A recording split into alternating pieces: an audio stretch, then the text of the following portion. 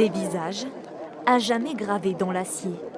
Autour du général de Gaulle, 6 combattants de la Seconde Guerre mondiale, cette œuvre d'art vient tout juste d'être inaugurée à Montcornet, une fierté pour les habitants. Je trouve assez touchant et le travail, la qualité technique de représentation du visage sur ce genre de support, ça me paraît très intéressant. Voilà. C'est émouvant. C'est émouvant.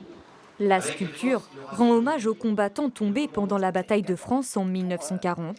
Ce monument, réalisé par une artiste originaire du Tarn-et-Garonne, a nécessité 9 mois de travail.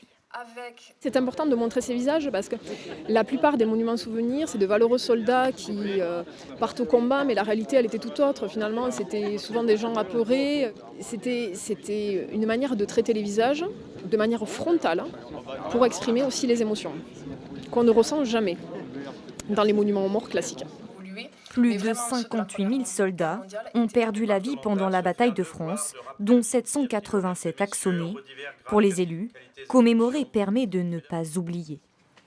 Il n'y a rien de plus précieux que la liberté. Et aujourd'hui encore, ce message a du sens à nos yeux. Et l'œuvre d'ailleurs le rappelle parce qu'elle est ici plantée dans le sol comme des éclats d'obus et aussi comme un arbre qui germe du sol. Et donc elle incarne à la fois le passé et l'avenir à travers les combats du présent. 300 personnes sont venues admirer cette œuvre mémorielle. La création fait désormais partie intégrante du paysage de Montcornet.